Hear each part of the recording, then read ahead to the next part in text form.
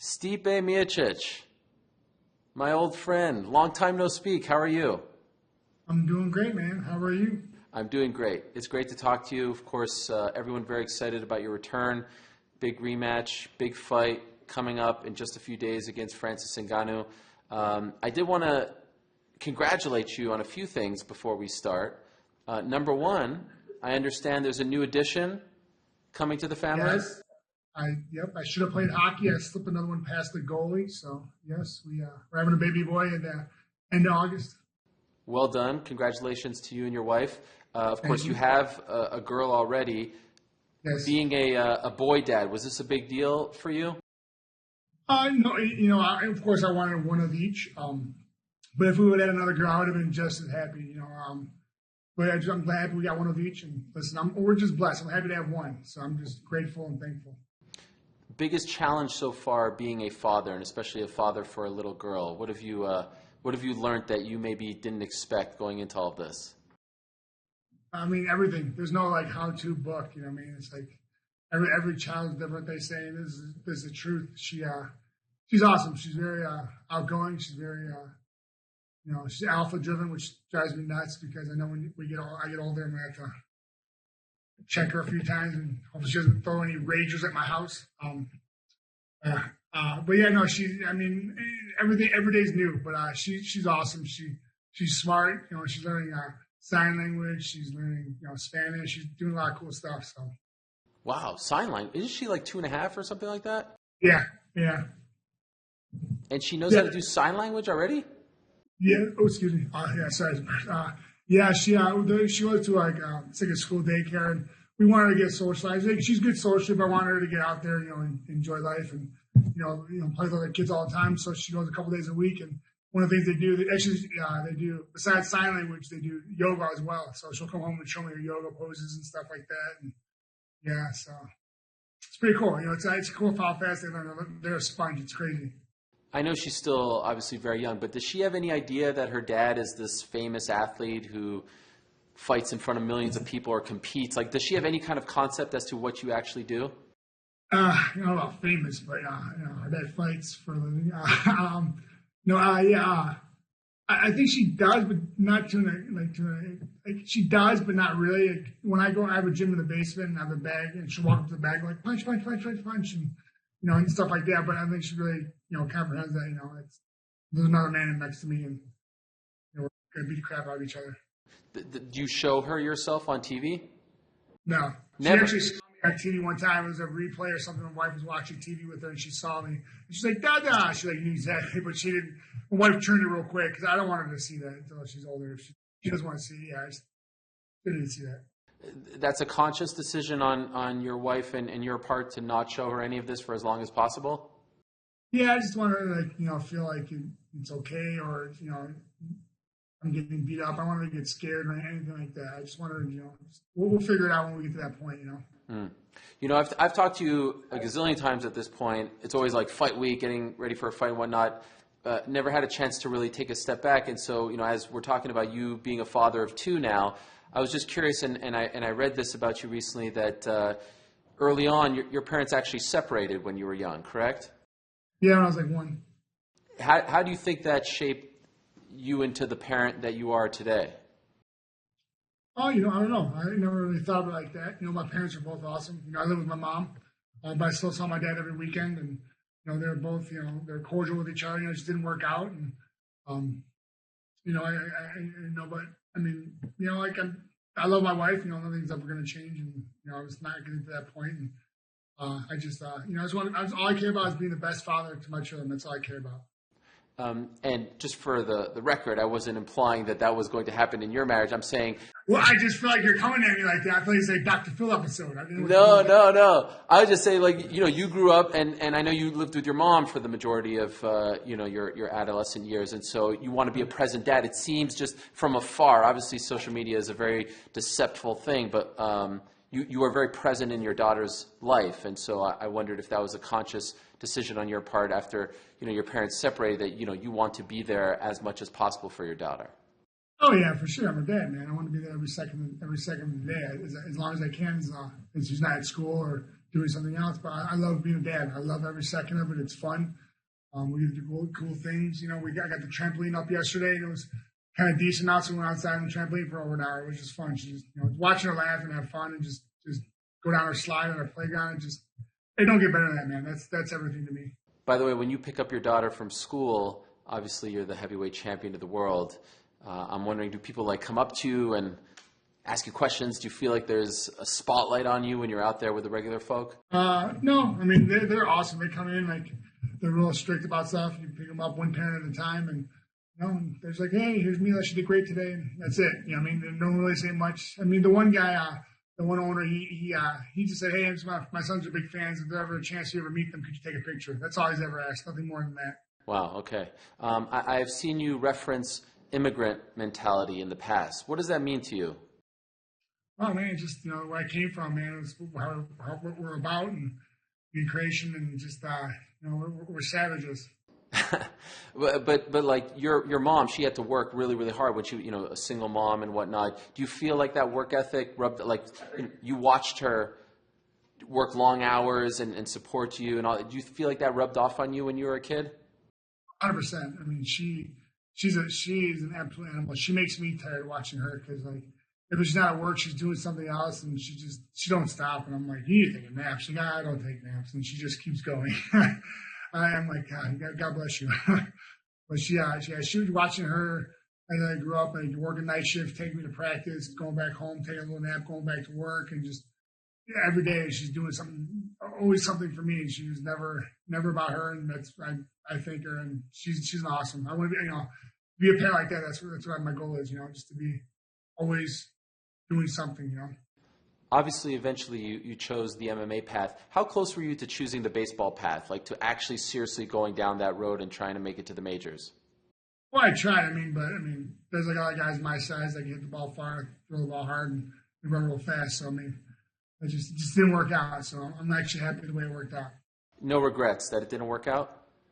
No, not at all. Was that your favorite sport growing up?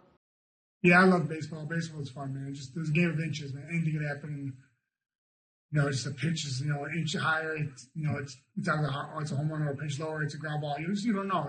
There's so many different aspects of the game, and just the unity of the team, playing with the guys and playing a team, and just grinding your way through a season. It's awesome. Who did you try to emulate? Whose game did you kind of pattern yours after? I wasn't really panning after them. I was just trying to hit the ball far, and hit home runs if I could, and just win ball games. I thought you were going to say Albert Bell. No, I like Ty Cobb. I just love his style because he was relentless. And Ty Cobb? You were around for him? No, I didn't say I was around for him, but you said emulate someone. I just love his mentality. Spikes up? You were a spikes up guy? No. I wouldn't. I'm too nice. Why MMA over boxing? Because you were a successful amateur boxer, Golden Gloves. Why didn't you go down the boxing path? I actually started MMA first, and then I took a little over a year and a half off just to do boxing and work on my stand-up, and then I came back. Okay, so you never actually wanted to go down, even though when you win Golden Gloves, that's a big deal. You could say, oh, I could have a career in this.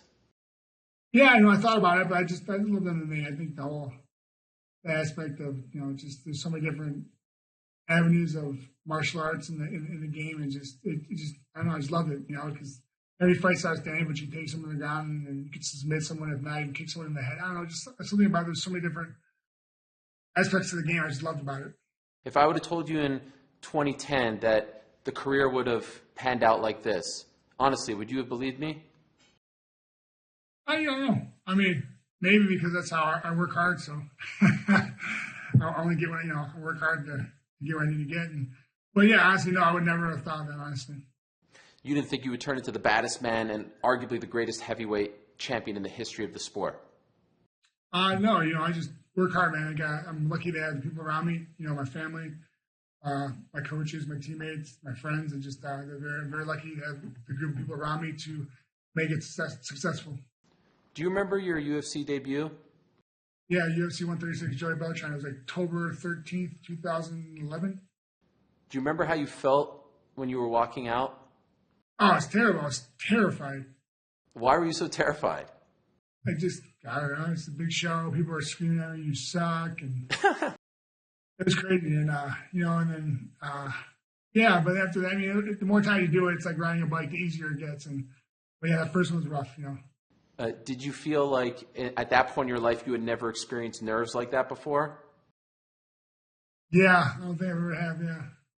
I read a quote back then from your longtime head coach, Marcus Marinelli, who said that he noticed in between the first and second round, like he could tell like you were like if this was a video game, like all your energy was going, you were zapped because of all the nerves. Do you remember that? Yeah.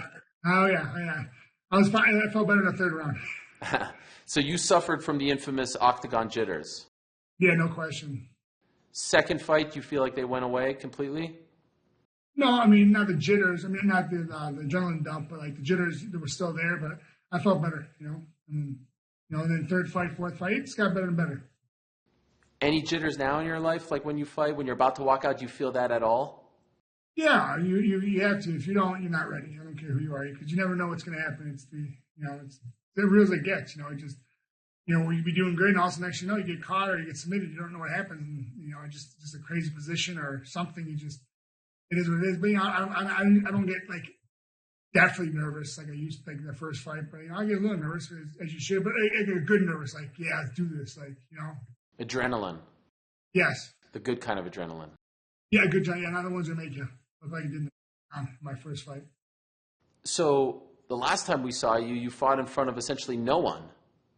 And, your debut was in front of all these thousands of people, Toyota Center, Houston, all that stuff. How weird was that for you?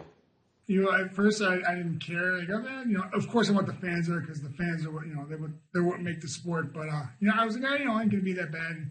It was awkward. It was kind of a long walk. And then, you usually hear someone like, you effing suck, or, you're getting knocked out. And you didn't hear any of that. And then you could literally hear everything, all the punches, like you get hit with something or, the coaches talk. It was crazy. It was just, and then we got done with the fight. There was no one there. So I was like, okay. It was like, all right, see you later. I'm going to go home now. Like, it was weird. Like, usually you get pumped up because everyone's screaming. You're screaming. You're going nuts. You get the W. And, and I was happy, tremendously happy.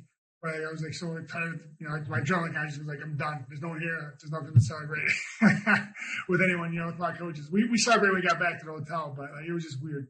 Did you feel like it took you a minute to get going because there's none of that energy in the building? No, I don't think so. I think, I got another man in front of me that's, a very, very amazing fighter. And he's trying to take my head off. So, I was ready. Okay. And just being able to hear everything, now obviously you're going to go through that again. So there's no questions about it, right? Do you feel a lot more mentally prepared for this experience as opposed to what you went through back in August? Yeah, no, definitely it's going to be easier. I think, it's going to be tough. I got a tough opponent. And, I think, task at hand, man. That's all it is. You like that. You like that mentality. I've heard you use that phrase before, task at hand. What does that mean? Just get it done. You know what I mean? Don't worry about what you got to get done. Don't worry about the other person. Just do what you're there to do.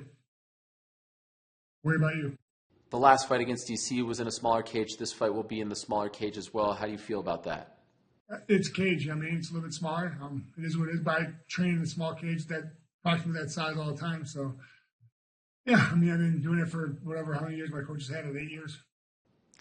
Sometimes do you feel like, when you talk about task at hand, it's a very sort of workman-like, immigrant-like mentality, right? It's not your typical, prize fighter mentality, showman mentality. Sometimes you wonder, wow, how did I go down this path where, the guy who is the loudest, who is the most boisterous, the showman, all that, usually gets all this attention and fame and all this stuff. And here I am, literally the baddest man on the planet, the heavyweight champion of the world, in the toughest form of combat sport, and I want nothing to do with all of that. I don't want to engage. I bet you would be happy if you didn't have to do a single interview leading up to this fight. If you could just show up on Saturday, March 27th, fight, and then go home. Fair? I mean, how hard it was to do this interview right now? I don't want to do it at all. I know. Trust me, I know. No, I'm just joking. No, I mean, I don't mind it. I mean, I get it. People love drama. But that's just not me. That's not where I was raised. And I got other things to worry about than kind of hurt someone's feelings. If someone's going to come at me, I'm pretty witty. I'll come back strong, but I don't need to. I'm a fireman, so I get crapped on all the time at the station. But I'm just going to go do my work, man. So I train for and go do my job and get the W like I always do. The Cormier saga lasted around 2.5 years, right? How happy were you to finally move on and not have to think about him anymore? Oh, I mean, it was long to me, 2.5 years. It was like I said, it was like a relationship. How you're on and you're off. You're on and you're off. No, it was great. I mean, listen, he's awesome. He's a great fighter. He's a great ambassador for the sport, like I've always said. And I wish him nothing best. He he's had a baby and his wife, and that's great. I wish him nothing but the best, man. He's a great guy. No hard feeling. Usually when you have a trilogy with someone, there might be some bad blood. No, you see him down the street, you'd shake his hand, no problem. Oh, for sure. Well, in the midst of it all, there was, you felt like he wasn't giving you the rematch, although it did seem like there was some animosity there, no? Well, he's just playing the game, I guess you would say, right? Right. Okay, but none of that has lingered. All good. No, I got it. You'll probably hear his voice in the middle of your fight, right? I mean, he's going to be calling. I was like, hey, DC, shut up now. And now here you are in another rematch against a guy that you know fairly well. What's the biggest difference between this Stipe and the one who fought Francis back in 2018? I'm more efficient.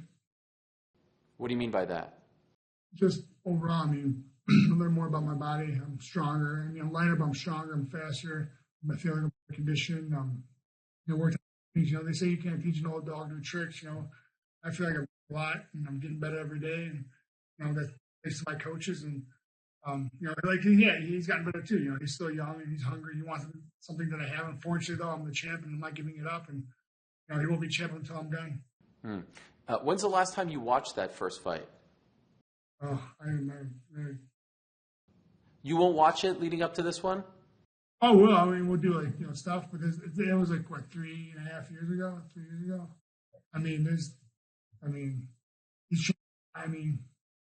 So we'll watch some stuff, but.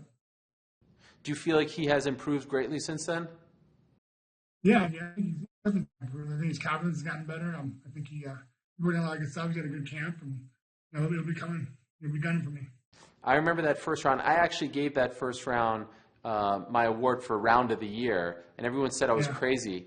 But the reason I gave it the round of the year because I remember the tension was so great because he had just come off knocking out Overeem and his head fell back and all that, and it just felt like two cars about to crash. And you did an amazing job of weathering the storm, and then of course you went on to win the fight rather convincingly. What do you remember about the tension in the cage when you fought him the first time?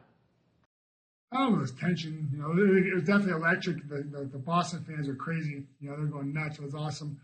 But I think I don't know tension back. I know that people were looking for a knockout. They wanted my head to go flying out of the cage. But unfortunately, I was not going to let that happen. But I just remember he's coming in, he was swinging, he's trying to take my head out and just weather the storm, be smart, do my thing, and find a way. Did he ever hit you clean? Do you feel like you ever felt his power? And if so, would you say that he hits harder than anyone you've ever faced? Yeah, I think he's hard. I'm pretty sure he's pretty good. My face is pretty beat up after the first round.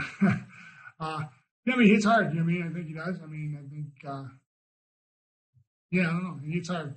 So, I know he's going to hit hard again on Saturday. How much do you expect to weigh on the Friday before the fight? I don't know, 233 again, 232 like I did last time. You're noticeably slimmer, though. It's like a different 230-something, right? What has changed? Yeah. Well, the quarantine hit. I wanted to glow up, so I grew my hair out, slicked it back. You look fantastic with the glasses and everything. Listen, I'm just trying to live the American dream, dude. But no, what is the difference? Because it's very noticeable. Just, I guess, like I said, listen to my body.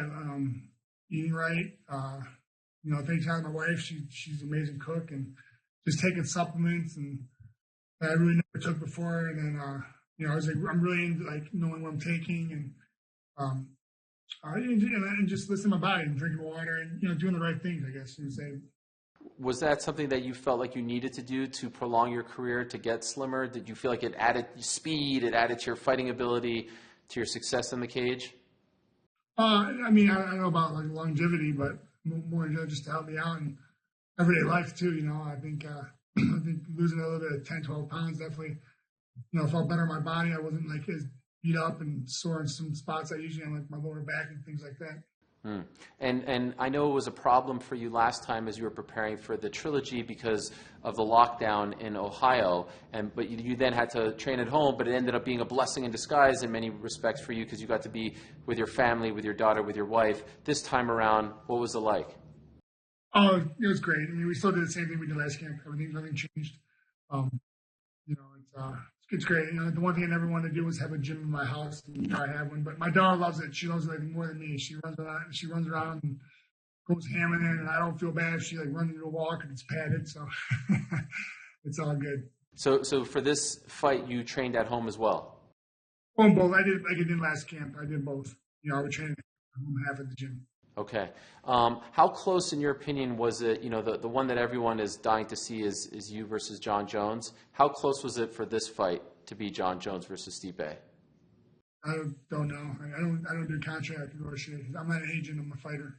I know, but you have preferences, right? You have goals, aspirations. Well, of course I have goals and aspirations, but listen, I'm not going to choose who I fight. I'm going to fight who the UFC wants me to fight. They want me to fight Ngannou, so. Okay, so you didn't voice, hey, that's a super fight, heavyweight, light heavyweight champ, going toe-to-toe? Yeah, no, but I think Francis deserved it. He was on a tear. Are you excited about the potential fight against Jon if you get by Francis? I know you're probably going to say I'm focused on Francis. It's going to be the classic answer, but there's got to be a part of you that wants that fight, right? That is interested in that fight? When I win on Saturday, yes, but like I said, I'm focusing on Saturday. Fair enough. By the way, speaking of management, you're now with Gary Vee in Vayner Sports. I am. Did you know who Gary Vee was before they courted you? Were you a big fan? Yeah. He's just, he's all about, and he's awesome. They're all awesome. He has incredible energy. Does he talk to you about, mindset and branding and all these things? Do you guys ever get into discussions about that? Yeah, we talk, maybe text here and there, and he's a busy man too. But they have an amazing team, not just him, but the whole team, across the board. They're amazing. Honestly, I'm very lucky. I just wish I found them 6 years ago. You're also, and this might shock some, you are a podcast host, Jabs, I do believe, and I love this because every time I talk to you, I feel like you hate me and don't want to talk to me, and now you're hosting a podcast as well. Come on, Stipe. Listen, I'm riding your coattails, bro. Do you enjoy it? We actually, it's we've been trying to do this for 4 years, and then, we just couldn't do it. Just a lot of things were going on around my life, and certain management wouldn't let me do it, and because they just, long story, and then I just said, was after the second or third, right before I signed with Gary Vee. I was, no joke, it was Tuesday. I looked at my wife, I'm doing the podcast, I don't care anymore. And she's like, do what you want. I don't care. And the next day, I think we had a meeting, our first meeting with Gary Vee, and he's like, you're doing a podcast. I was like, yes. I was like, oh, thank you. So it's great. And just, it's two other buddies, and we mesh well, we talk about everything. We just don't just talk about MMA, but we just talk about everything. Just, of course, MMA is on there, but we don't make sure it's a main thing. And I do believe you were a communications, or at least some kind of communications major in college, right? Yes. That's just amazing in its own right. Listen, I have a great voice. When people hear me, I don't mumble and all that good stuff. So whatever. Yeah, it clearly worked out. It worked out very nicely for you. What were you filming in LA recently? A TV show? Can't say it. What do you mean you can't say? Because I'm not allowed to talk about it. Why is it a secret? I know they told me to not say anything. Really? Okay, so it's a big show. Well, I think it's a big show. It's a comedy. It's a comedy. Is it like a sitcom or a movie? Sitcom. The kind of sitcom where it's always sunny? Yeah. Not to that point, but yeah. Yeah, it's funny. You like it. If you watch the social media, you can kind of figure it out. When does it come out? In October. Is this the path you want to go on post-fight? You want to be an actor? Of course, man. Be a D-lister for life. Oh, really? Okay. The next Rock, Dwayne Johnson. No. I was out there with the guys from Super Troopers, Tacoma FD. Oh. Super Troopers, the movie? No, the guys from Super Troopers. Okay. They were called Tacoma FD. Okay. And so I was on that one. Wow, okay. I like it. And that comes out in October. Yes. Now, of course, can't ever talk to you without asking you about your firefighting, working for the fire department. When did you, are you still doing it up until this fight, or did you take a prolonged break? Yeah, the Friday before the fight. So a week, like, over 8 days before the fight. That's the last shift. Yep.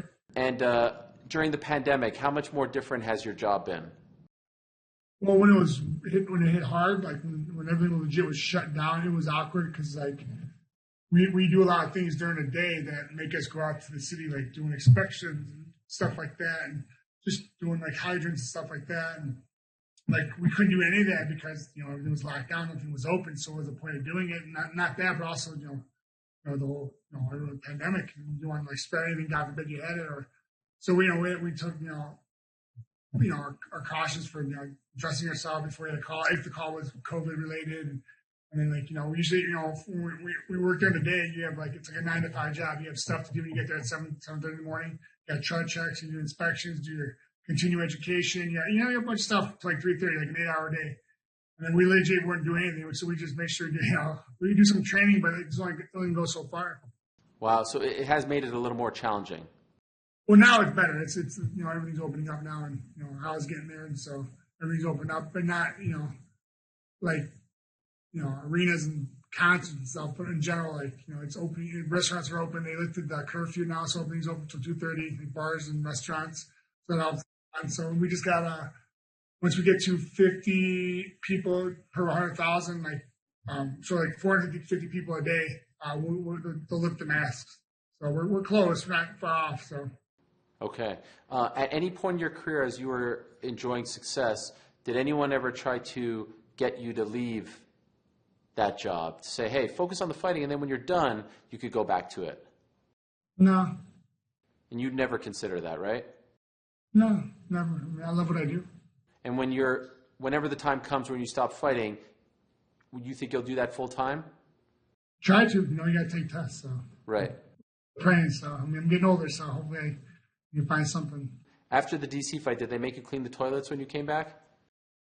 No. It was the first time in a while. Actually, the guy that makes me usually do it wasn't there. He actually became a chief of another city. Actually, it's Jamie, the guy who's on my podcast, and it was the first time they ever did this. They actually had me sit down and talk the fight to him, like, well, what I was thinking, what I was doing. It was actually pretty cool. It was actually pretty sweet to have them really be in tune to what I was telling them. It was they wanted to know, they weren't just talking smack. They actually wanted to sit down and just, what happened here? What were you thinking? Okay. It was kind of cool, like a breakdown of the fight by me. Wow. So no chores, no hazing, no nothing. Well, there's always chores. I mean, days, no matter what it is. It doesn't matter if I won the belt that day or I'm walking, during non-fight camp. I mean, it's the same as always. I'm always getting crapped on. It seems like they're going easy on you, dare I say. It depends. Depends who's working, I guess. Right, fair enough. By the way, in that fight it was a storyline, in the second fight it was a storyline, and it's become a storyline again in the sport. I'm just curious, eye pokes are being talked about a lot right now. I don't know if you saw last week with Oh, yes, I didn't see that. I didn't watch, but I saw the highlights and the pictures and stuff. That sucks. Do you think it's time that the UFC seriously considers altering the gloves so that that sort of thing is deterred? Yeah. But it's hard to do that because it's their action. It's not like they're blatantly getting poked in the eye. It is what it is. It sucks. It's part of the game. When someone's doing it on purpose, that's a different story. But a lot of times I don't think they're on purpose, and so when you alter a glove, it definitely will help. Maybe. So yeah, we'll see. Listen, like I said, I'm a fighter. I'm not the. No, but you've been there. Some believe that if you just curve the gloves a little bit, it might deter it. Yeah, maybe. It happens. Like I said, it's an accident. I did my last fight, and I got poked, and I actually poked my opponent, and I didn't even realize I poked him. It was an accident. So. How is your eye? Oh, it's good. Good. I needed glasses. For the record, I didn't need glasses because I tore my retina. When I tore my retina, it's not because I needed glasses in general. I needed them before. I was just being stubborn and didn't want to get them. But yeah, no. It had nothing to do with the eye pokes or anything like that.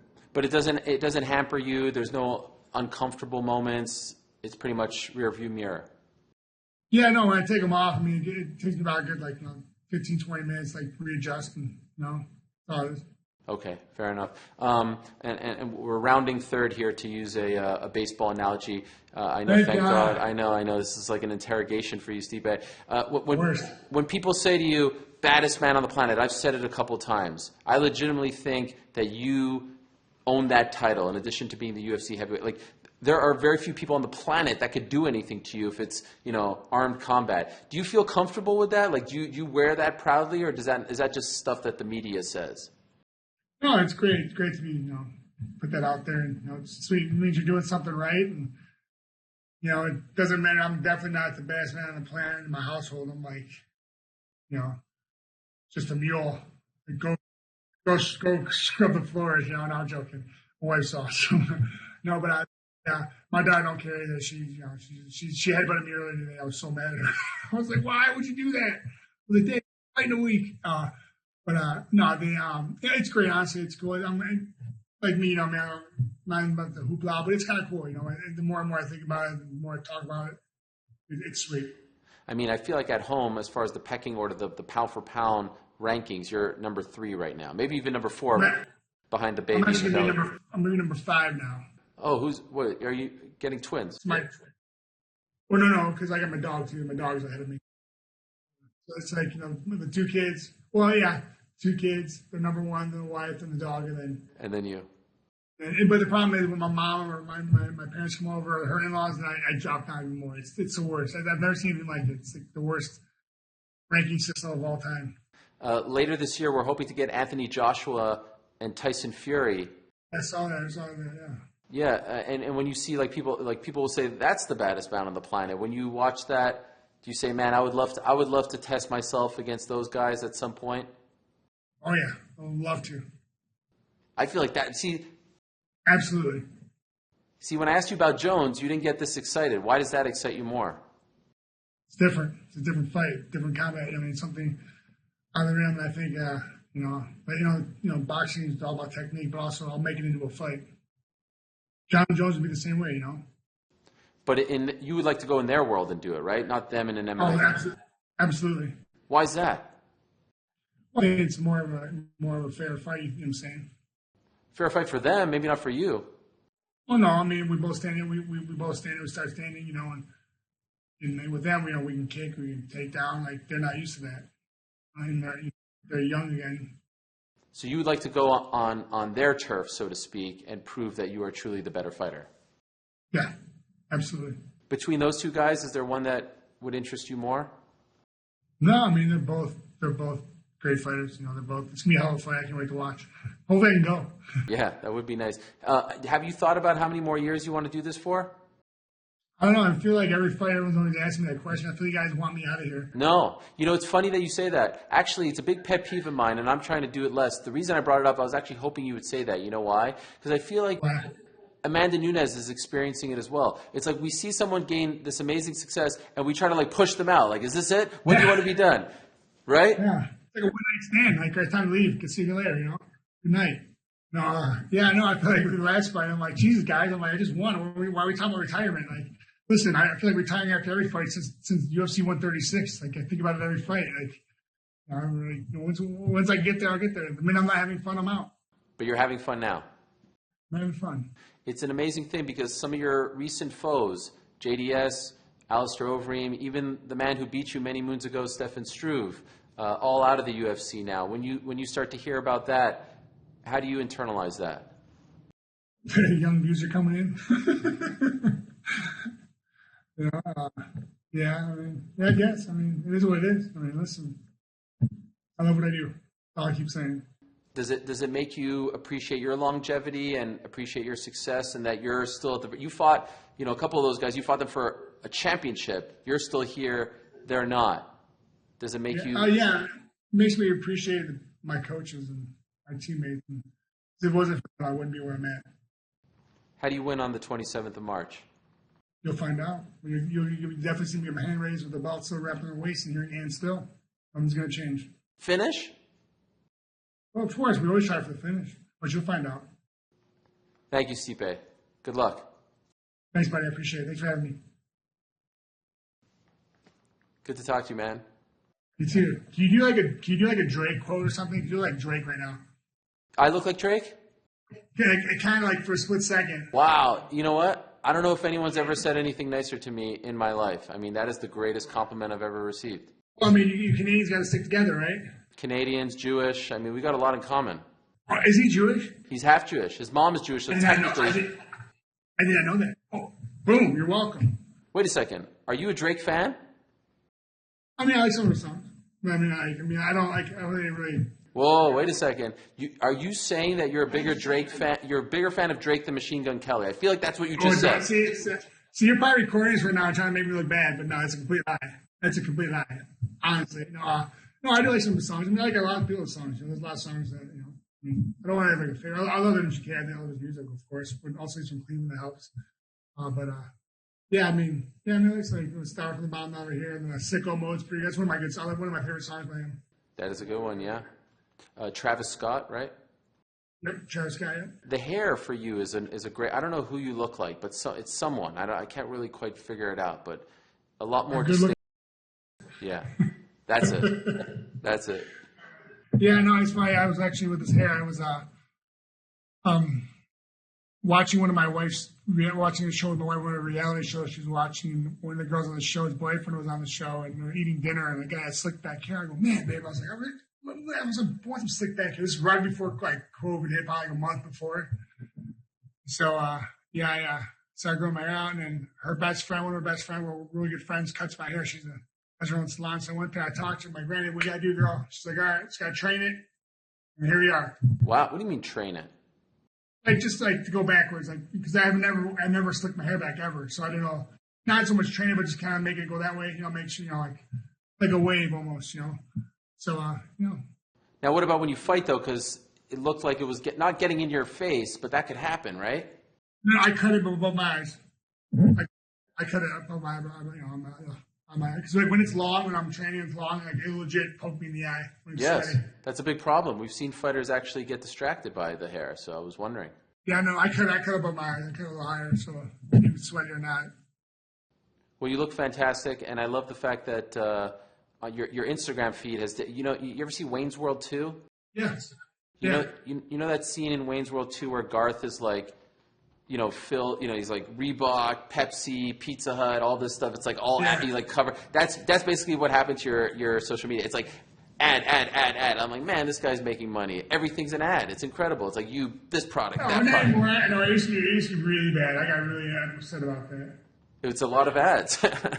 I know. I didn't want it like that. Just previous management made it that way, and it was like I felt like a billboard, But you're getting paid, so that's good. That's true too. Yeah, at the same time, I want people to know me. I don't want people to, feel like that. I'm just like, looking like I want people to know me personally. I'm a funny guy. Carry my heart on my sleeve. I like long walk to the beach. I'm a Leo. I like glasses and wine in front of the fireplace. Just the typical stuff, You're a lot like Kawhi Leonard. People don't, they see the tough exterior, but you're a fun guy underneath it all. Yeah, I mean, seriously, I'm looking for a good time. Not a long time, a good time. That's true, yes. I'm going to go to bed eventually. So. All right. Stipe, thank you. All the best. I appreciate the time. Good luck on the 27th. Thanks, buddy. I appreciate it. I'll talk to you guys later. Thank you for watching ESPN on YouTube. For live streaming sports and premium content, subscribe to ESPN+.